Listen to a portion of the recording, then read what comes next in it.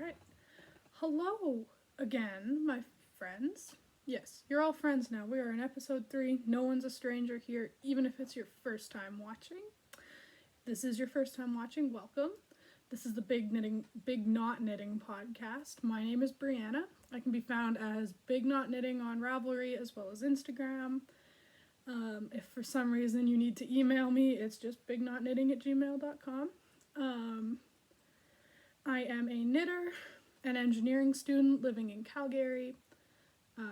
This is my little space to talk nerdy about all things yarn, because the nerds in my life are not typically yarn nerds.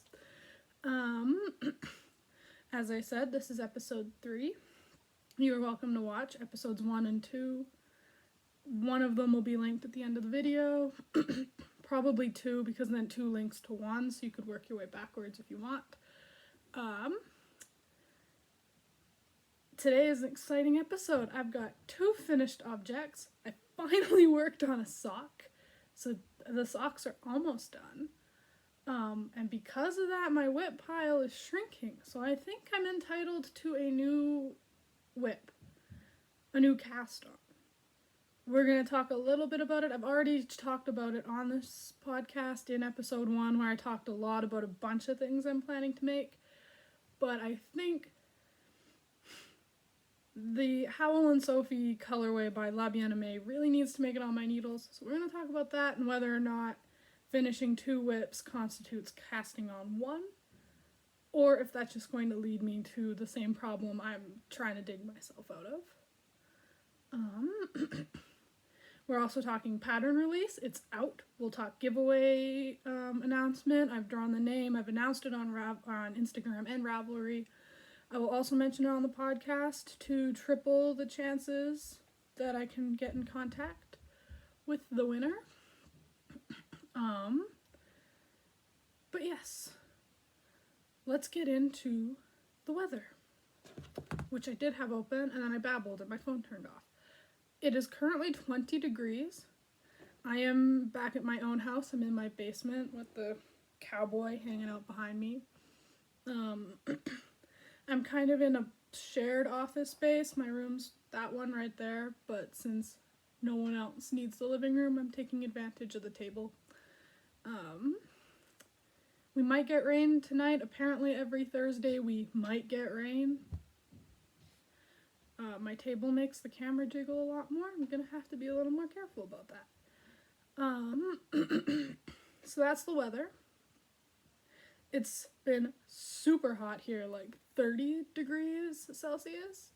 It's finally cooling off. I think tomorrow it's like a high of 17. So we're really dropping in temperature, which is nice. And because I'm in my basement of our really old house, I can wear my sweaters for the podcast and not have to take them off partway through. Science fact. You can have all 3 states of water, so that's gas, liquid, and solid at the same time.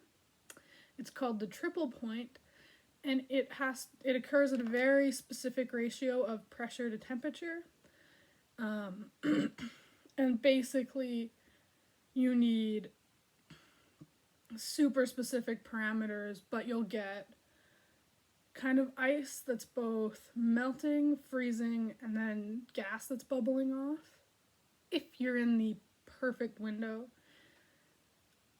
I've taken quite a few thermodynamics and heat transfer courses now, and there's a fancy little graph and you can find the point. I would definitely, if you're curious what that looks like, there are plenty of videos. Just Google water triple point. It's actually really cool. It's kind of weird to see bubbles, water, and ice all together. And not like when you have a fizzy drink and it's carbon dioxide bubbles with liquid and ice. It's all the same substance.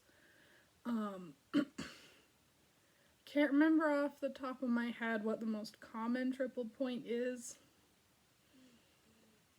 I knew it at one point. I don't anymore. Second year was a while ago, and that was the last time we talked about triple points in seriousness. So we've done science, we've done weather.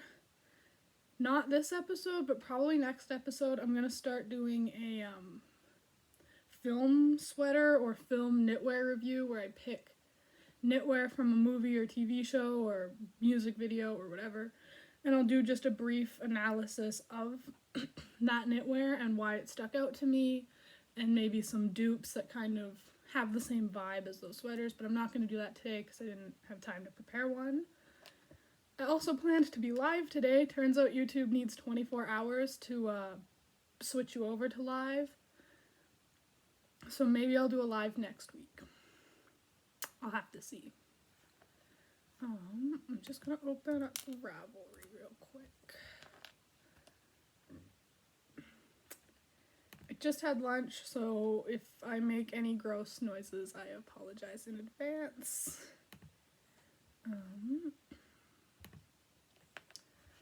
Alright, so I think I'm going to get the exciting shop news out of the way first, because this is when we're still in the window of everyone watching.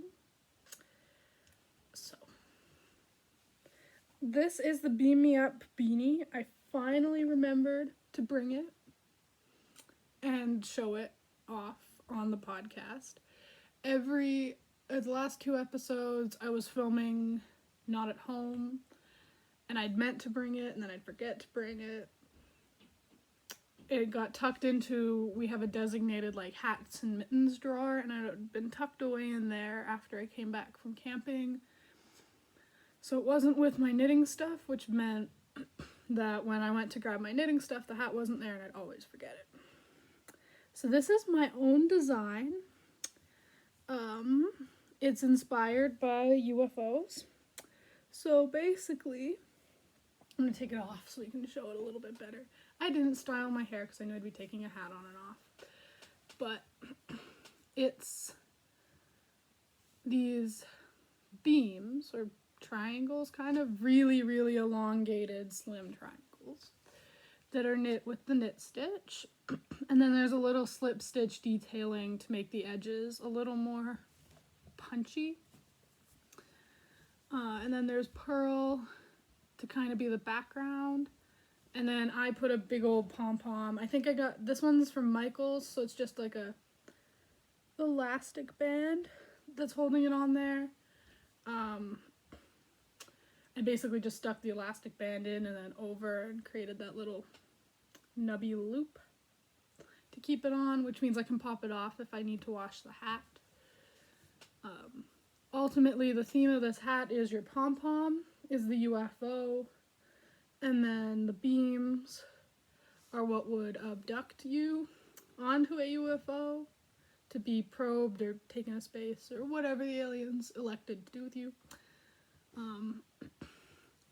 This particular version of the hat is knit in Over the Moon yarn Asteroid Erin in their birthday cake colorway. Or Cake on the Moon. Yes, Cake on the Moon colorway. It was to celebrate their first birthday of dyeing. It was a one of a kind. You can't get it anymore. I did ask if they would custom dye it for me, and they won't, because it was a special occasion yarn. But it's a super fun hat. I believe it's Caitlin of Over the Moon has already cast one on in their intergalactic rainbow. You can see it right as of today. It's on their story. It's basically white with black speckles, but then it has these like rainbow mini blips throughout it. And she's about this far now. She's probably through the first chunk of beam, and it's really pretty. The hat is currently one size. It has, not on a head, about a 25-inch circumference. I did the math approximately. You could definitely make it bigger or smaller by taking out a chunk, like taking out a beam or adding a beam. The pattern is written and charted, so it'd be fairly easy to choose whether you wanted to add or remove one. It's very slouchy, so you can adjust, I figure you could adjust the height by each of these is repeated 7 times total. So if you cut your repeats and made them like 5, you'd lose length and it'd be less slouchy on your head. The ribbing is knit to 3 inches, roughly, I think. You'd think I'd know, I wrote the pattern myself. So you can wear it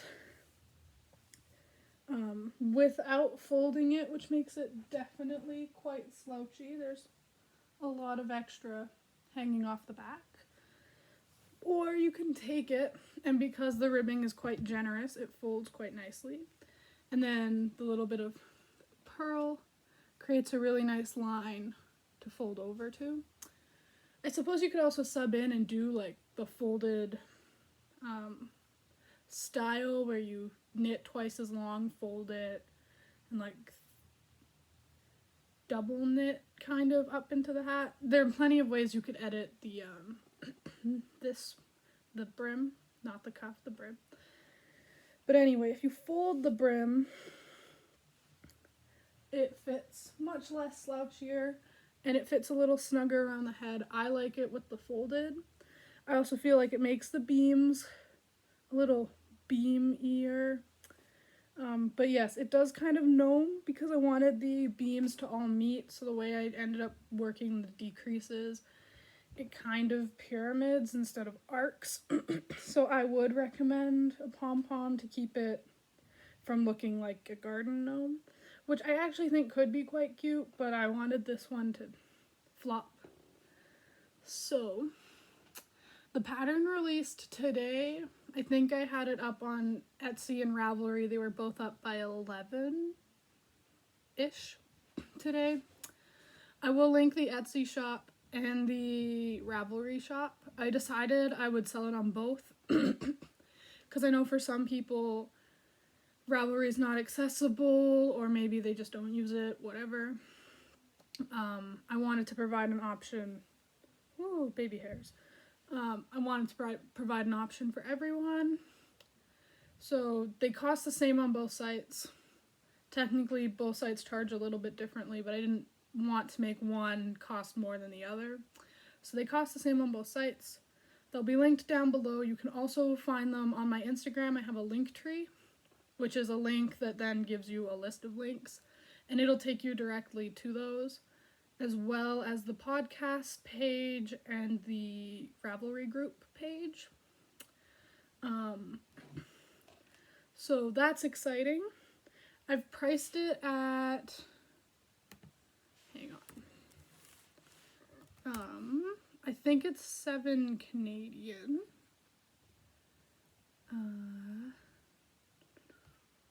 Got to find it though.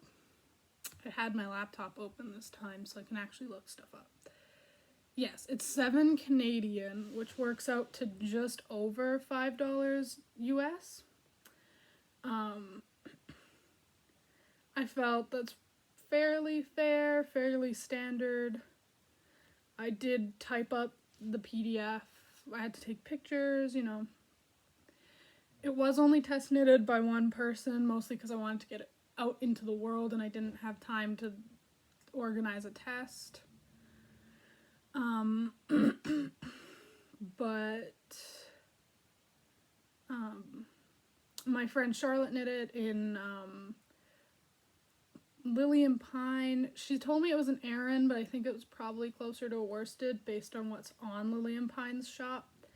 So technically this hat can be knit in Aran and worsted. She used the color Silver Fox. I want to say it was a gray.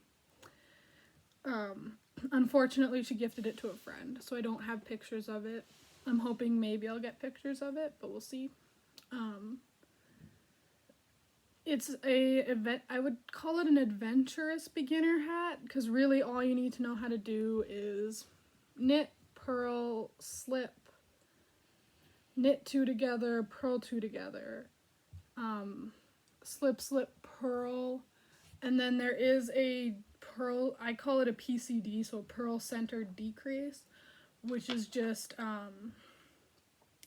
you slip 1 purl stitch, purl 2 together, and then slip that one you first slipped over, so kind of like a knitted centered decrease, but just with purling 2 together instead of knitting 2 together. So really, if you can slip, purl, and knit, you should be fine. And then it's up to you whether you want to read written pattern or charted pattern. I personally prefer the charted pattern, but I have knit it using both as reference. I think it's a solid pattern. I mean, I'm open to feedback, obviously, but yeah, so that's the Beam Me Up Beanie.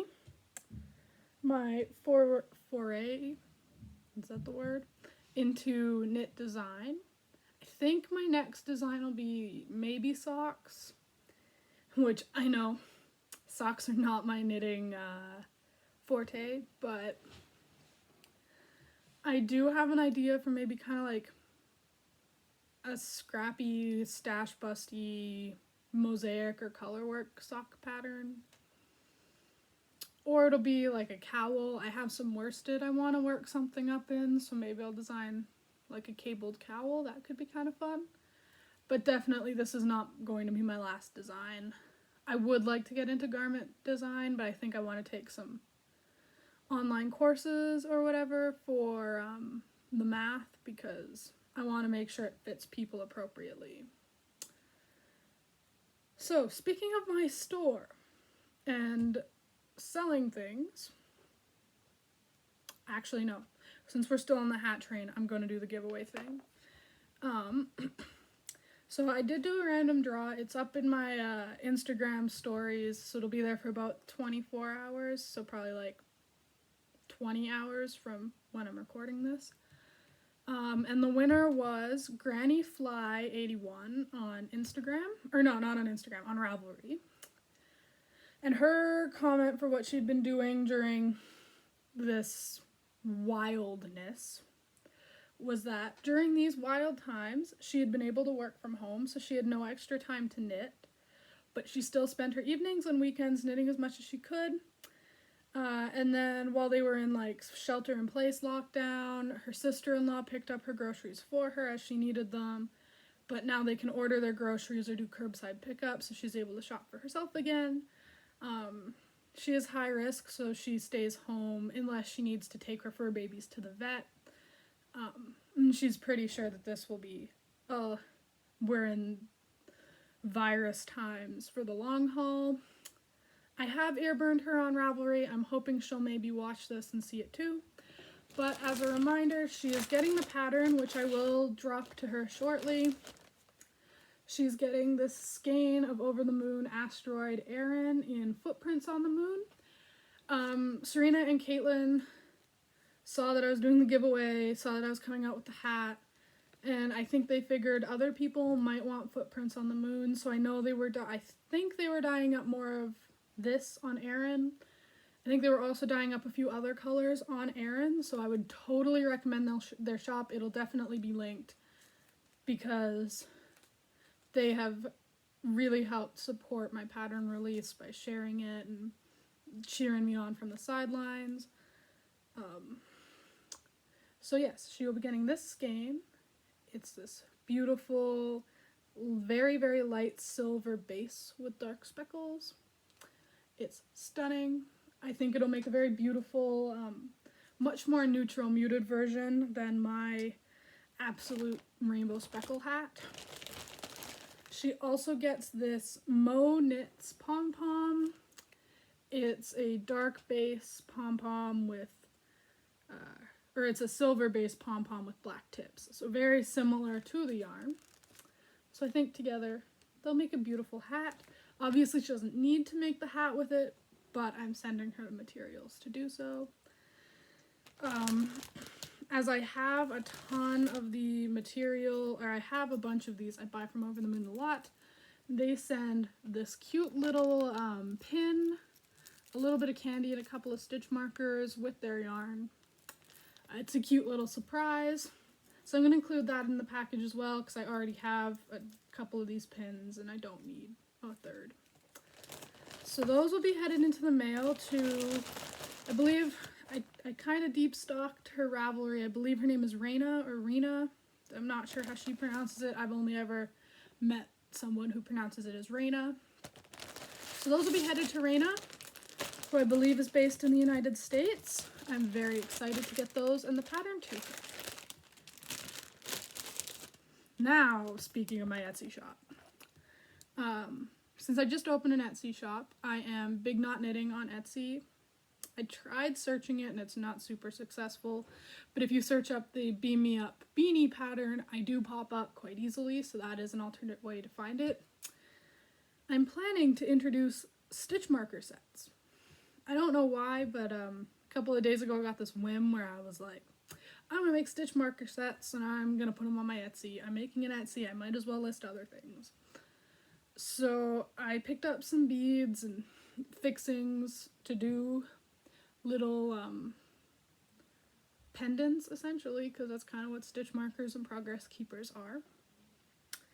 So I only picked up a few because I want to test the waters before I like commit to 6,000 beads in my house, because my yarn takes up enough space.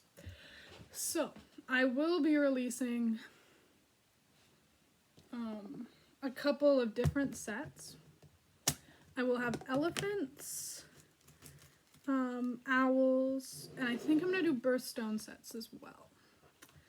So the sets are going to contain one progress keeper. So we've got owls, which are these little porcelain owl beads with their little faces. They look like fancy blue and white china, but they're little owls, which are adorable.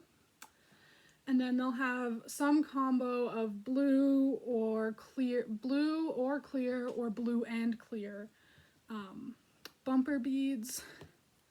They're on a little lobster claw, so they're perfect as a progress keeper. You could slide one on a stitch marker if you want it to whip around with your work. I do intend to keep a set for myself to use and promote with the channel. So that is the owl. The elephants are little, this guy's got a little dust on him. Little stone dust beads of teeny tiny little elephants. It looks like they're made of bone. They're not made of bone. I find it hard to believe that I'd find bone beads in my local craft shop. And then again, little clear or blue bumper beads and the lobster pin or lobster claw, so you can hook it as a progress keeper. You could even put it on a charm bracelet. I think if the stitch markers do okay in the future, I will do a stitch marker charm bracelet and like stitch marker jewelry, because I know Knit Picks does some, but they're not cute in the way I'd like them to be. So if you want something done right, do it yourself. Then I haven't finished making the sets, but I think I will do little birthstone. Ooh, my fingers are too big. Little birthstone progress keepers. So I have these little faux rhinestones in quite a few colors. So I will do my research, make sure I get the right colors to the right months. And then I'll make them little progress keepers. They'll be much daintier, but they'll still be progress keepers.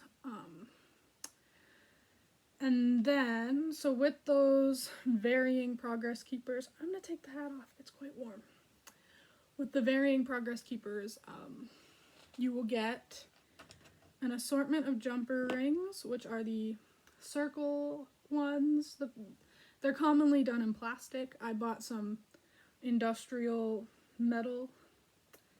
So I have big ones. These would fit comfortably, probably up to a US 11 size needle. Maybe a 12 if you were lucky. And then I have a medium size, which could probably get up onto your 7s, US 7s. And then I have the micro rings, which would be good for like your sock needles or a fingering weight sweater, probably up to like US 3 or 4. And then I will also be including the classic light bulb pins. And a couple, I think I'll bejewel a few of them. A couple of them will have little clear beads, just to make them cohesive with their respective stitch markers, or progress keepers. So I will be kitting them. They will probably be quite generous in the quantity of markers. I won't skimp, because no point buying a set that's going to give you like 2-stitch markers. Nope, not doing that. So they'll be fairly decently sized. I haven't quite figured out pricing or anything yet, but they will be up on my Etsy shop in the coming weeks.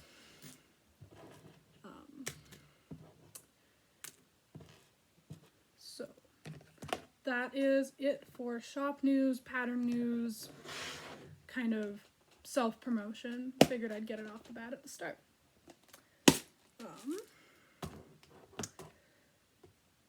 I apologize if the camera's jiggling. New setup, you know how it does be. And today I'm drinking iced coffee that my sister brought back with her from work out of this massive bulldog mug, like the size of my face, massive.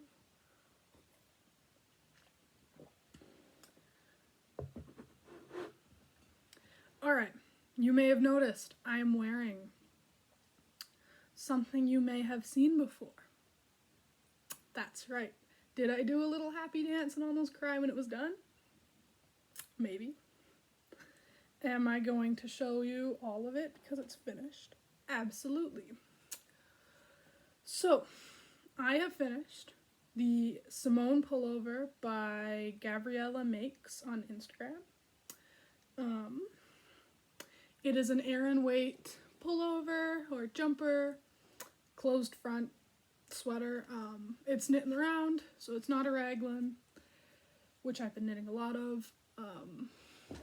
And it's a textured pattern. So I'm going to stand up so we can see it.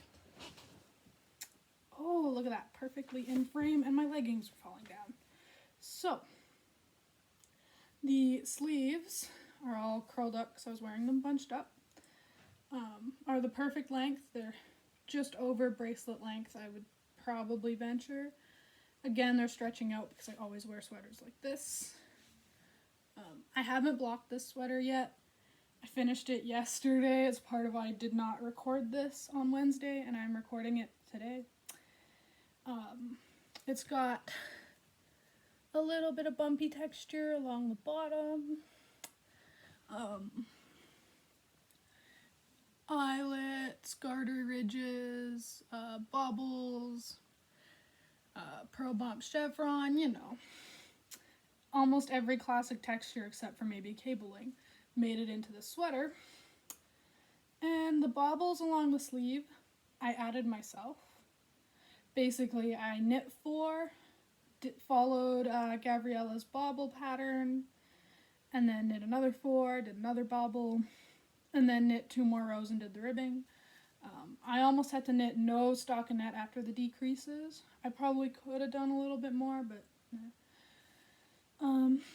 as for length, if I back up a little bit more, it's high hip. My hip bone's like here, so it's hip length.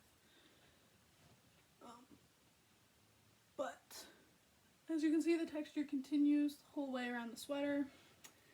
On camera, it looks like my last body skein, right about here, was drastically more speckled, but it's not that drastic in person. I don't helical knit or alternate my skeins. I really can't be bothered, to be frank.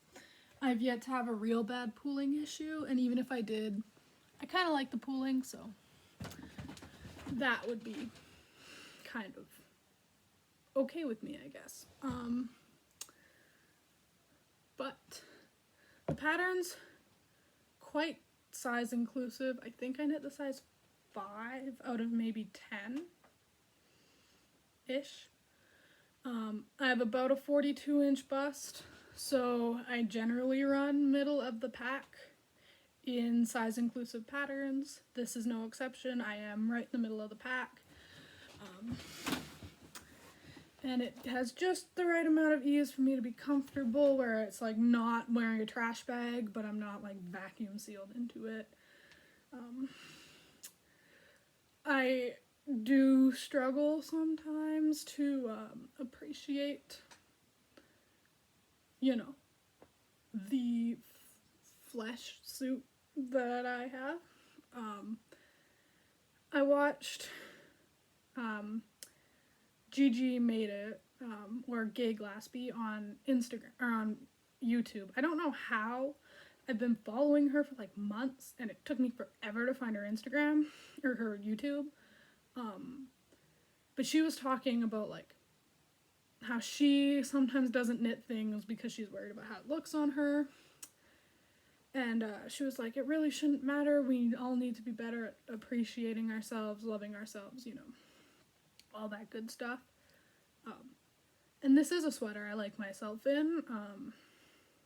I think it helps that it's designed in a way that's flattering on everybody. The length and everything is super customizable. There aren't nipple bobbles. Can we appreciate that the bobbles are not nipple height? But partly as a personal challenge and partly because of the wonderful inspiration from Gigi, I'm trying to learn to appreciate myself more and not be so hurtful to myself in the mirror. I don't know why I needed to address that right now, but I did. So, anyway, moving on. I have a second finished object today. It should have been a shawl, but I've completely edited it.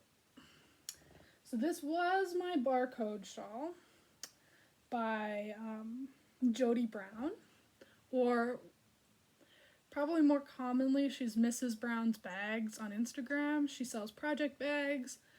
I own one in a colorway I don't know because it was a Christmas gift, but it's this beautiful yellow yarn. Her bags are amazing. She makes stockinette fabric out of indie dyed yarn, and then she prints it and makes project bags. So then you get yarn on your project bag that's full of yarn. Mine doesn't have anything in it at the moment, so I'll grab it because it is fun and I'm going to use it later, so. And my whips are escaping.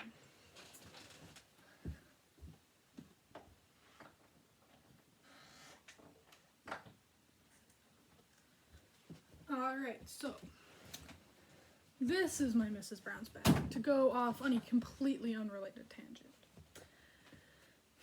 I don't know what size this is. Again, it was a Christmas gift, but they are canvas, box bottom.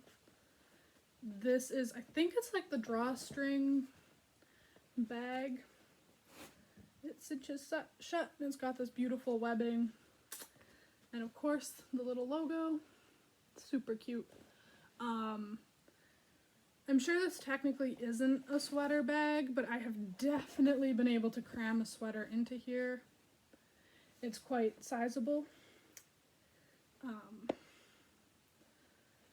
It's a shawl project for sure. Multiple pairs of socks or a hat or whatever. But I've definitely crammed a sweater. It will make an appearance later, but anyway, all that's to say, this is the Jody Brown barcode shawl, only I have cowlized it, mostly because this edge here should have been the continuation of the shawl. I would have had another chunk, and then another little bit of brown, and then a bind off. But apparently my fingering weight skeins were a little bit lighter than I thought they were on yardage. And so I was just shy on my yardage. I literally had no yellow left, and I had about this much brown left after I seamed. So I tried it on, and when I wrapped it, the ends sat here, and I was like, there's no way that's staying on my neck. And if my shawls don't fit in a way that feels like they're going to stay, it drives me nuts and I don't wear them. Which is, I think, why I've only knit 3 shawls so far, because one has the same problem. So I might actually seam it into a cowl now that I've done it to this one. And then the other is my Find Your Fade, which is like 8 feet long and fitting it on my neck is not a problem. It's huge. So what I did is I just took the shawl and I kind of folded it over so that I had a decently, it's not symmetric, but it's fairly closely symmetric triangle. And then I just seamed the two diagonal sides to each other along the back. So that when I put it on, it sits perfectly how I would want a shawl to fit, with just that little bit of like extra space where you could like tuck your cell phone. I've done that when I'm wearing leggings like I am right now. So you can tuck it in there and it stays okay. Basically you have the random garbage stash hanging. And then if I back up so we can see it, it hangs quite nicely. You get a little bit of all the colors, all the textures, and then you don't really see it on the back, which is fine. God, these leggings do not stay. Then, even better, it's reversible because I just kind of like garbage seamed. I just basically whip stitched it closed. Then you can reverse it and get the float side out, which I honestly almost like better. And because of my color choice and how it's now a giant glorified bandana, it gives me huge cowboy vibes, and I could not be happier. So, and then what I did when I ran out of yarn is instead I did a row of yellow garter, 2 rows of brown garter, and then bound off in yellow instead, because I had just enough yarn to do that. So yes, that is my barcode shawl turned cowboy cowl. I think it'd be perfect too for winter. I can take it and just like tuck it into a face mask. Not a corona face mask, a temperature face mask. So yes, that is finished object number 2. It does the perfect cowboy sit. And if you know anything about Calgary, cowboys are really big here. So it could be a really awesome Stampede accessory if Stampede happens next year, because it didn't this year. So I'm going to take that off though, because wearing alpaca. Oh yes, and then this yarn is alpaca. It's a Sachermeyer Mayer Regia in an alpaca wool nylon or acrylic blend, in an unnamed gold and an unnamed brown. They were a gift from my fiber share friend Lauren. So I'm very happy with how it turned out. It will definitely see a lot of wear in the fall because it is the perfect fall palette. And then I didn't talk about the yarn for this sweater because I'm easily distracted. This is Over the Moon Asteroid Aran as well, in a custom request colorway that they named Stormy Sky. It's basically just teal with dark blues, teal speckles. They're hard to spot, but there are gold speckles as well. Gold is my thing, so, you know, it do be like that. I guess we should do whips. So 2 whips became finished objects. Next is my cardigan. This is the Les Pouf cardigan. It probably doesn't look like it's grown a lot, but it definitely was probably somewhere in here last time we saw it. Now it's a couple inches longer. I've put the body on hold. I think I've talked about this before, but I ordered 3 skeins of fingering and 2 skeins of mohair in this Crooked Kitchen smoking jacket colorway. And I only have 1 skein of the mohair left, and I want to make sure I get mohair on the sleeves. So once I finished the first ball of fingering and mohair, I put the body on hold, and I've moved on to do the sleeves. So I've started the first sleeve, There's definitely, because it's a lot smaller circumference and I did not helical knit my balls of yarn, there's a little bit of pooling. You can see it gets a little stripier once I started the sleeve.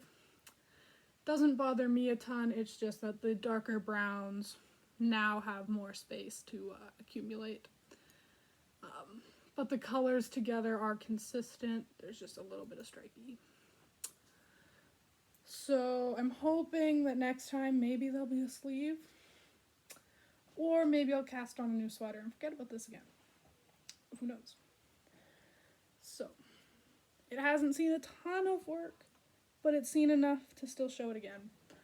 It's a regularly occurring whip on this podcast. It has made every episode so far. And to be honest, I kind of can't wait until it's no longer a friend of the podcast. But that day will be soon, I hope. So then I mentioned that I've sock knit. God, my camera will not stop bouncing. That I've been sock knitting. So the last time we saw socks was my first episode.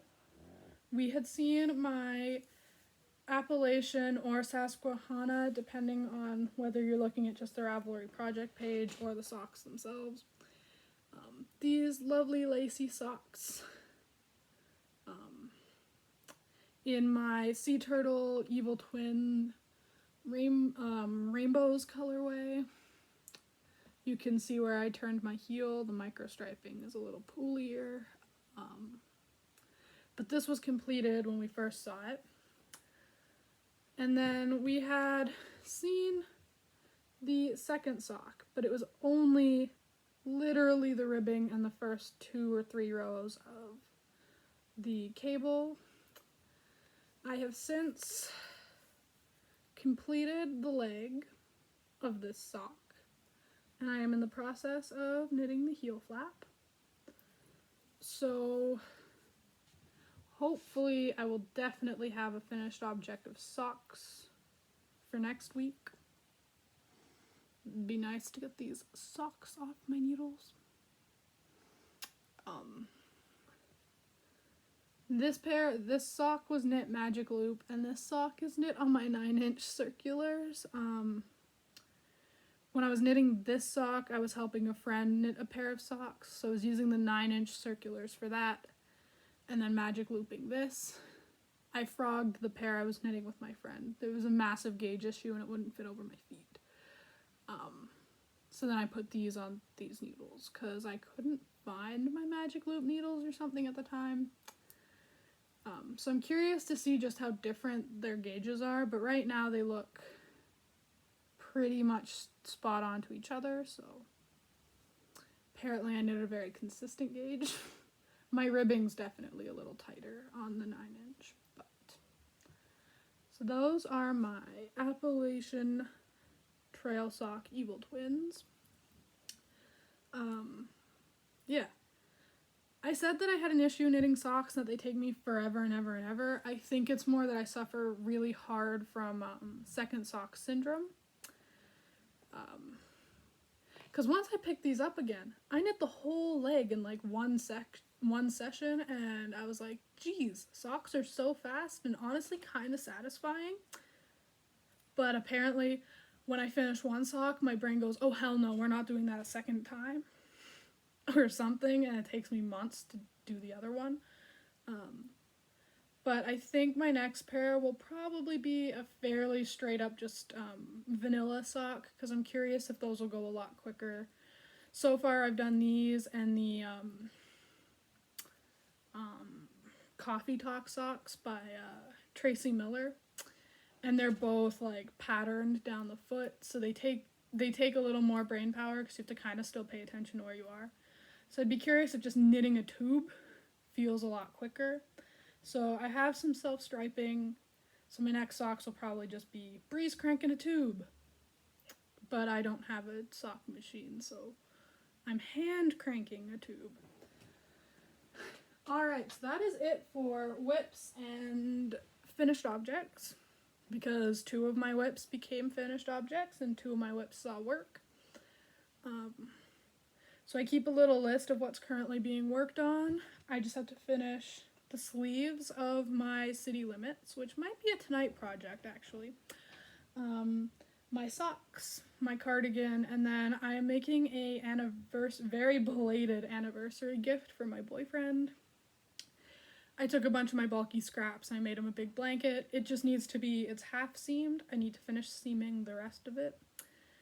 So all of my whips are getting to the finish line, with my Le Pouf cardigan being an exception because it still has a fair bit to go.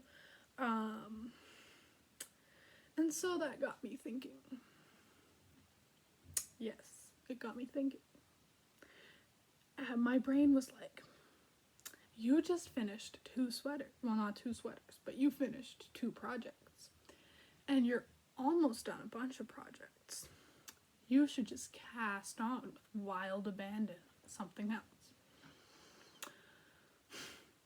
And I do have a cast on itch. I think mostly because the projects I was excited about, so this and my barcode shawl are done. And now it's all my yarn chickeny, having to fudge things projects. Oh, and lipstick on my hand. Like, what the heck? Like my Le Pouf, I'm worried about running out of my brown yarn too early. And then on my City Limits, I'm definitely gonna run out of the sleeve yarn too early. And then I just cannot convince myself to seam that blanket, even though it would probably take me an hour if I just sat down and did it. So my brain's like, you want a new project, and you want something that's gonna frustrate you because it's all over texture. You have it out for yourself, you know? But yeah, we've seen this yarn before. So there is, I don't think I actually gave the colorway last time I showed this because I'm scattered. And it was the first episode. This is Boot by Olan of Ireland. It's this very deep, dark, purpley, silvery gray. It's a very, very gray purple in most parts, but then it has these darker purple sections, and then it has green speckles and kind of maroony magenta speckles. There's a little bit of teal hanging out in there. There's pink fluff from something else. It's very, very pretty. And then it has those super deep dark black sections. This is her singles base, so it is 366 meters to 100 grams, which I think is kind of in the ballpark of 400 yards to 100 grams. I could be very wrong. So I have this guy. I have 3 skeins of it. It was a mystery bag I got for Christmas, so I didn't pick this colorway. This probably wouldn't have been a colorway I would have picked for myself, but I'm obsessed with it. And then we've had the long talk about how I got my hands on just the smallest amount of Howl and Sophie from La Bien-Aimée. I'm sure many of you have seen it on her feed. She's doing a Miyazaki inspired line, so the Studio Ghibli or Studio Ghibli, depending on who you ask, movies. Her first 2 colorways were based on Ponyo and Howl's Moving Castle. Howl's Moving Castle is my favorite, so naturally when she said she had a couple of overages and they were going into her shop of Howl and Sophie, I needed some, and I was like, wouldn't these be just a stunning sweater, you know? Because this is all those purples, but it has those splotches of greens and pinks. This is a very light base, but with splotches of greens and pinks. So they will still play super, super beautifully. So naturally I was like, well, they're going together. They're going to be something color worky, maybe textured.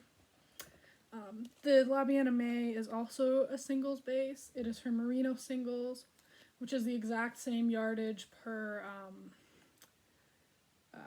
100 grams, so 366 meters or 400 yards. Hey, look at that, I was right. So, and feeling them, I kind of get the suspicion they may actually be an identical base, which is kind of nice. So they're really pretty, and I really, really, really, really want to cast them on. And I think I will make the Zweig by Caitlin Hunter or Boyland Knitworks. It's color work and cable and lace, and then in a black and white photo you can't tell, but there are little X cables all down the body and the arms. Obviously Howl and Sophie, and then boots. Pretty obvious. See if there's a better picture of the texture without, you know, giving away the chart, because this is a paid for pattern. No.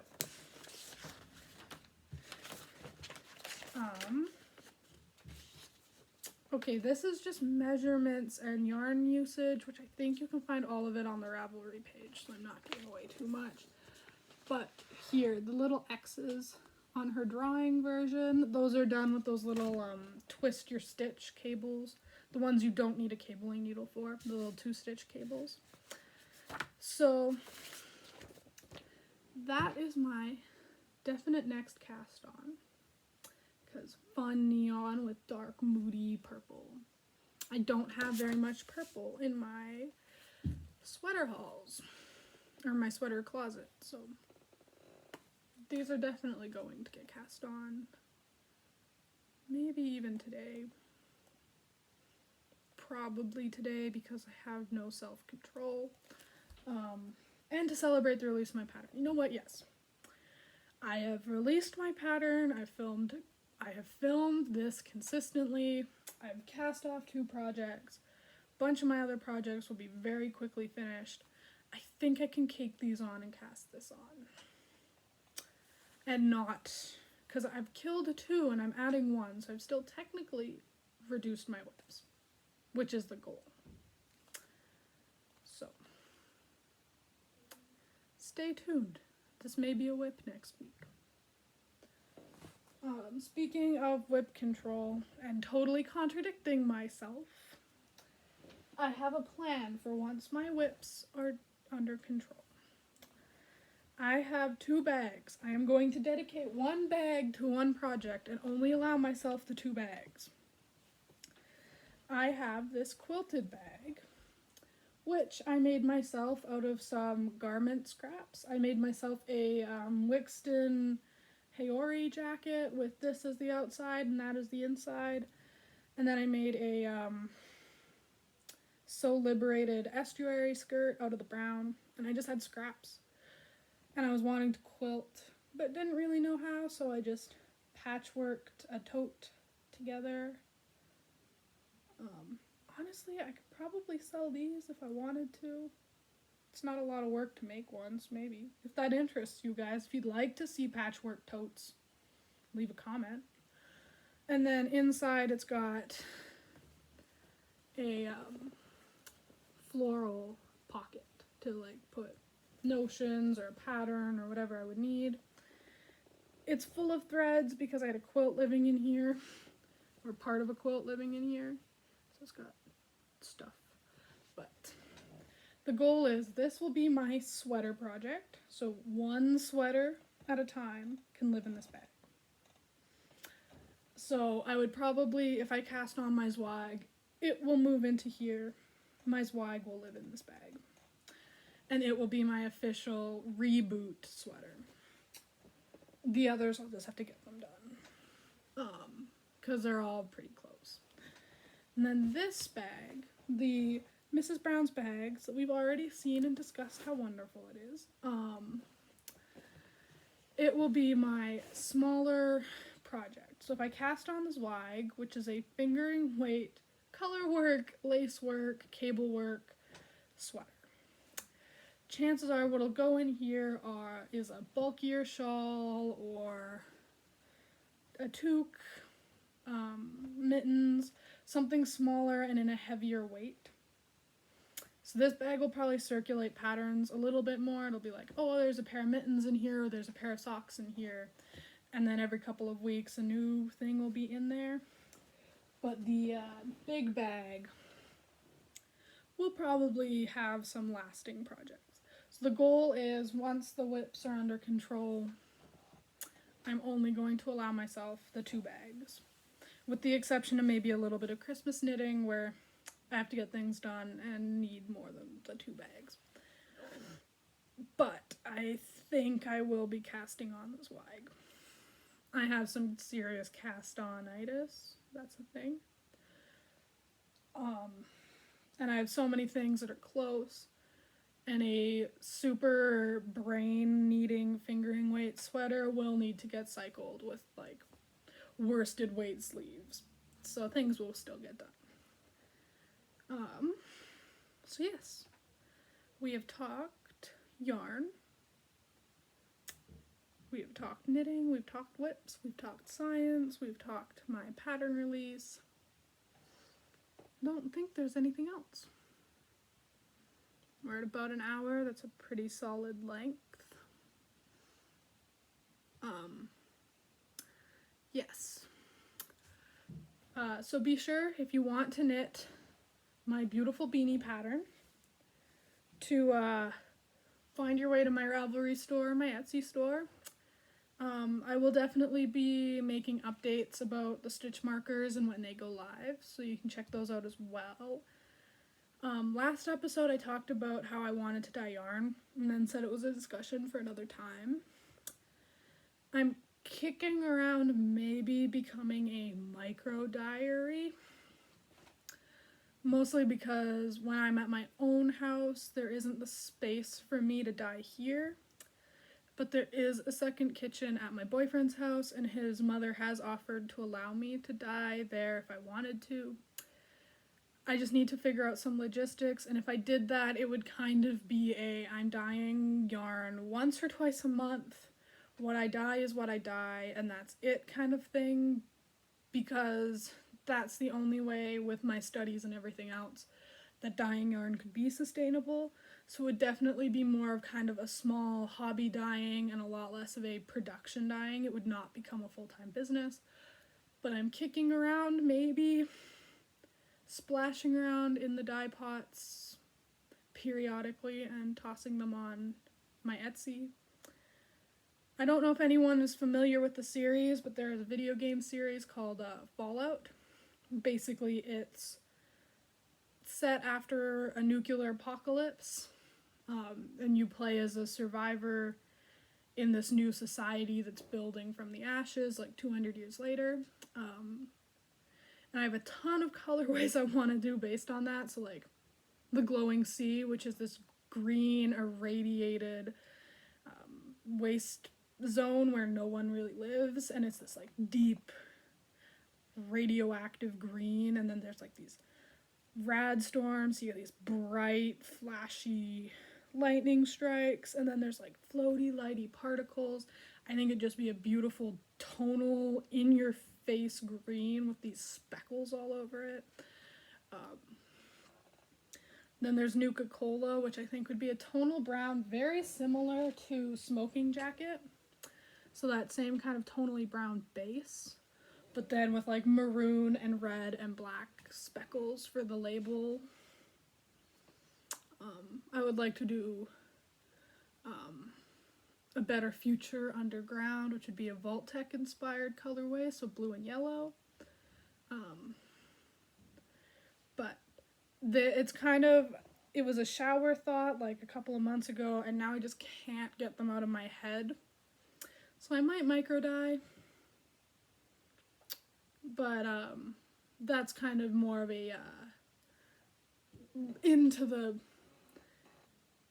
ether brainstorming stage. I've kind of fished around for what buying bases and what buying dye would cost. And unfortunately Dharma, one of the big brands, doesn't ship to Canada right now. So I'd have to source my dyes elsewhere. And I haven't found a decent source. If anyone knows where I could get acid powder dye relatively reasonably in Canada. Let me know below. If anyone knows or dyes yarn and wants to share where they buy their bases, that would also be really awesome. But yeah. So that was the little bit I maybe wanted to talk about last week and didn't. I've given it more thought, and I think if I do it, micro diary, like at the most dyeing once a week. I will not kick around going to the production dyeing unless micro dyeing like took off, because the ladies who dye like 4 days a week amaze me. Like, I don't have words for the kind of dedication it takes to do that. And with my studies, I couldn't do that. It would be more of a small cottage industry hobby shop. So that's another thing to keep an eye out for. I might test by dyeing myself a sweater quantity. If I do that, I'll film it and I'll make it a little watch me screw around with acid dye video. But yes, I think that's all I want to talk about today. My hat, my stitch markers, works in progress, finished objects that I'm so happy about, science fact, weather, yeah. I don't have, actually I do have a strawberry moment. This morning I woke up, we have a small raspberry patch in the backyard. I was like, I want some raspberries. I went out there. No one had picked the patch for a few days. I was able to pick a bowl about that big, like, yeah, full of raspberries, all that perfect red purple, or most of them anyway. My little dog was very jealous. They're her raspberry bushes and you need to share with her, you know? But they're upstairs. Maybe I'll have some with ice cream later or something. But I like picking the raspberries. Our patch has gotten smaller, so it takes like 20 minutes maybe to pick them all. It used to take me, I'd go out and pick them for like an hour and a half to pick all of the bushes. So I hope you find your raspberry patch, and I hope it's full of juicy purple red berries that haven't had all the juice sucked out of them by wasps. But if your raspberry patch is full of wasp-eaten raspberries, I hope that maybe tomorrow the bushes aren't like that. I hope everyone is staying safe, everyone is staying well, and that your knitting is bringing you joy. If it's not, I hope something else in your life is bringing you joy, be that your children, your grandchildren, friends, family, your nut job dog, or your cats who pick on each other. But yeah. So last couple of reminders, be sure to check out my hat pattern. I would really appreciate seeing people knit it. Honestly, I put it up there as a hobby, a little hobby thing, but I couldn't justify necessarily making it free. But I would, honestly, it would make me so happy to see people knit it. Make sure you check out my other videos if you haven't. There'll be a box kind of right here, I think. I'll try to put it right there so I don't look like an idiot. Episode 2 will be here, and then at the same point on the end of episode 2, it'll link to episode 1 so you can work your way back. Make sure if you like what I'm doing to let me know by clicking that little like button. And if you want to follow me for this journey, make sure you hit subscribe, which will be kind of in this zone. I know I didn't think subscribing was such a big deal, but the way Instagram works, or not Instagram, YouTube works, if you like what I'm doing and you want to watch me consistently, but you don't subscribe, YouTube might eat my videos and hide them from you and make it a lot harder, and then all of a sudden you'll be like, oh, she posted like 7 days ago, what the heck? So if you want to make sure you stay current, hit subscribe. It would mean a big deal to me. It helps me figure out just how many people are enjoying the content. I was definitely a little discouraged with myself more than anything a couple of days ago, actually yesterday. And I'm not trying to guilt you into subscribing. By all means, your YouTube account is your YouTube account, but I think it'd give me a better indication of who's enjoying it and who's not, but obviously can't make you do nothing. But yes, previous video, subscribe, click like, visit my hat pattern. If you're watching this sometime later, there might be stitch markers at the Etsy link. If you're watching this a long time later, there might be yarn at the Etsy link, who knows. Yeah, there may be the yoke of a Zweig next time. So anyway, until next time, find your raspberry patch moment. Knit if you can, knit if you want to. Craft if you can, craft if you want to. Yeah. I will see you next week. Bye-bye, friends.